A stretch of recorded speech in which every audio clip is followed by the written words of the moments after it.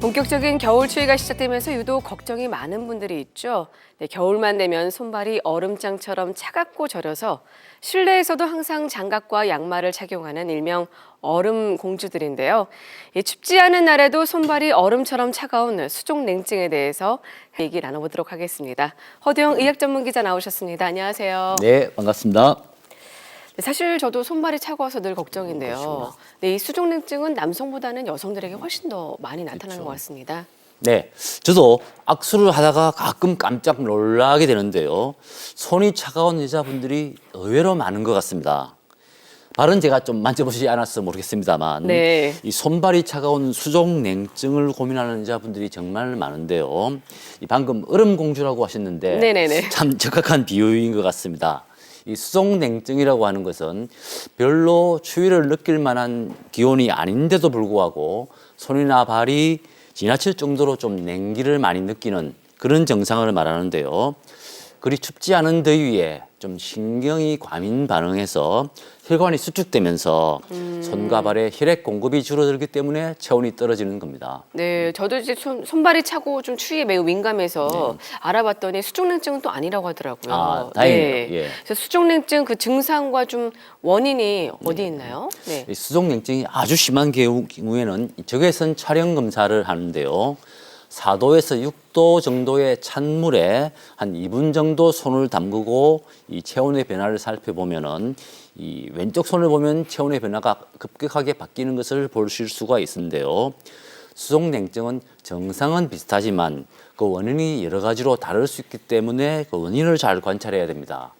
손과 발이 단순히 차가운 정도에 그치지 않고 감각이 없어지거나 가끔은 이 저리고 아프기도 하고 또는 색깔이 이 창백하거나 좀 퍼렇게 되는 경우까지 있는데 이렇게 심한 경우에 레이노 증후군으로 진단하기도 합니다. 또 이 손목 터널 증후군이나 류마티스 관절염 그리고 이 갑상생 저학증 같은 경우도 그 증상이 손발이 차가워지는 걸로 나타나기 때문에 이 손발이 차다고 느끼면 아마 또 이런 증상일 수 있기 때문에 병원을 찾아가 보는 게 좋겠습니다. 아, 그렇군요. 단순히 수족냉증만 의심하지 말고 다른 병도 있을 수 있으니까 좀 주의 관찰해야 될 것 같습니다. 자, 그렇다면 수족냉증 때문에 고민하는 사람들 얼마나 되나요? 네, 수족 냉증은 상당히 흔한 질병입니다. 우리가 평생 살면서 한 5%에서 10% 정도가 한 번쯤은 경험할 정도라고 하는데요. 이 건강보험심사평가원의 자료를 보면은 연간 한 140만 명 정도가 1년에 병원을 찾고 있는데요. 월별로 보면은 봄인 4월에 조금 뾰족하게 나타나고요. 다음에 12월, 겨울이 시작되는 12월에 많이 나타납니다. 나이로 보면은 10대 이하의 어린이에게서 많이 나타나고요. 나이가 들수록 점점 늘어나게 되는데 주로 이제 40대에서 부쩍 늘어나기 시작하고 남녀로 보면은 여성 환자가 조금 더 많습니다.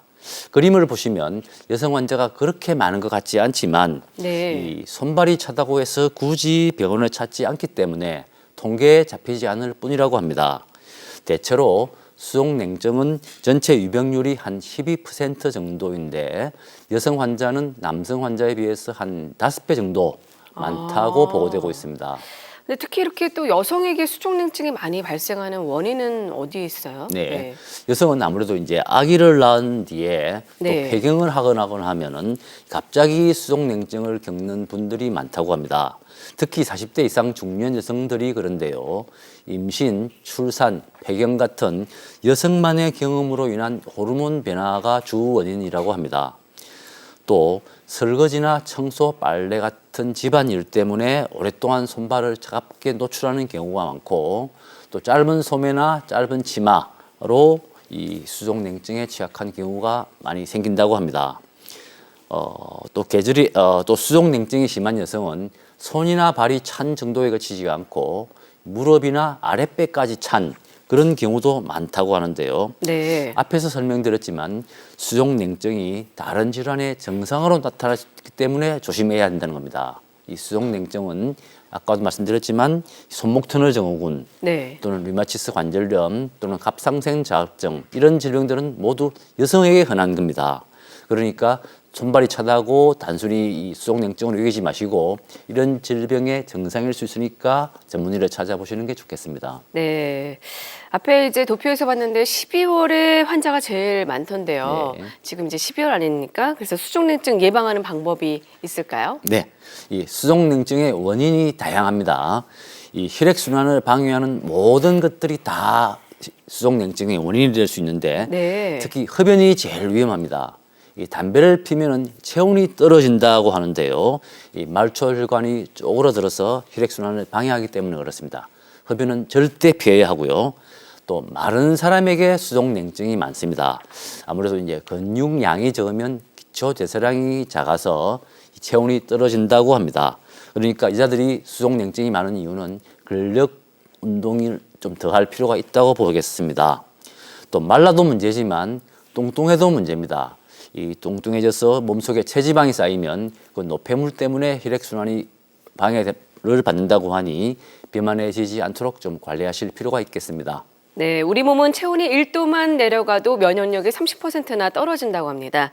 네, 손발이 찬 것을 빼면 별 증상이 없다고 해서 방치하지 마시고요. 꼭 병원에 가셔서 다른 질환이 있는지 확인해 보시기 바라겠습니다. 네, 오늘 도움 말씀 감사합니다. 네, 건강하세요.